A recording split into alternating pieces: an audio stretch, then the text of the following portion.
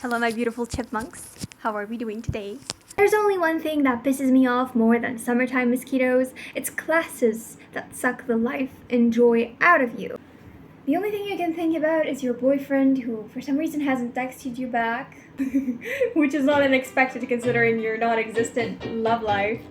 Anyway, if the mosquitoes didn't keep you awake, the anxiety of academic failure sure will. If you're like me and you have a rebellious child for a brain, yet still have to study conscientiously like an adult, this video might be for you. I might not be able to find you a boyfriend, but I might help you to study even when you don't feel like it. So, if I were to classify things, my two criteria are enjoyability and difficulty. So we have hard and easy tasks, and we have enjoyable or boring. We have easy and fun. When you're internally motivated to do things and it's easy, low friction, studying just flows naturally.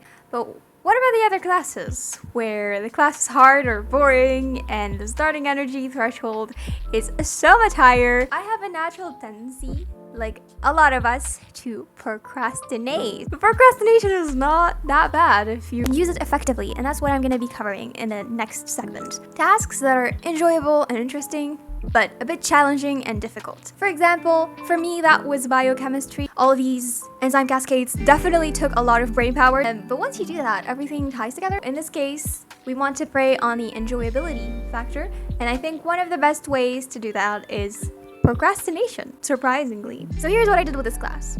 I first would spend hours trying to memorize by brute force all of these nonsensical names, and it was really hard to see the results immediately, so I started losing the initial spark.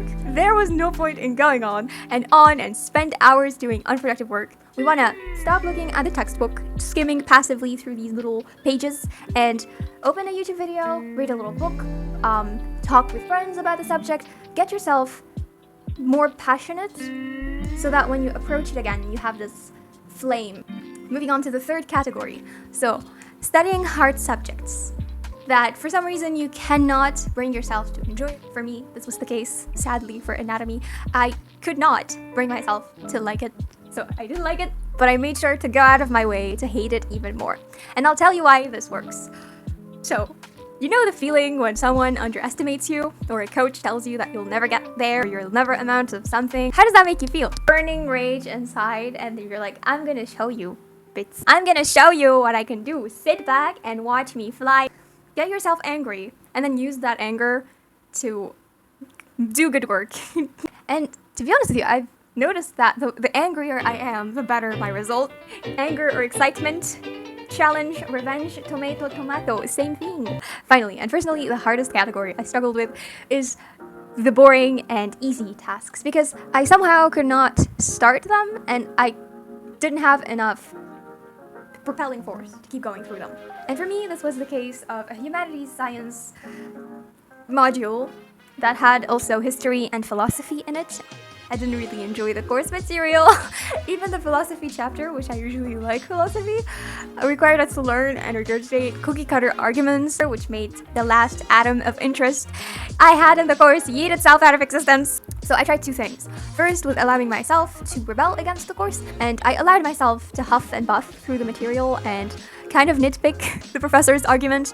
I wanted to find a problem with them because I was so salty about it, which indirectly forced me to kind of process and understand the material in itself.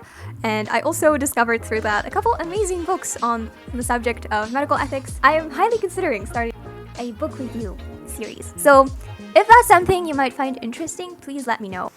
Just for reference, this was a test where I had like 3 weeks to study. For the cases where I don't have the luxury of time, it's usually the second method that I employ. And the second method consists of just reminding myself why I'm taking the course. Like, this is just a small part of a big journey. Not doing it can hinder my bigger goals, so fine, I'll do it, no matter how stupid and incredibly pretentious it is.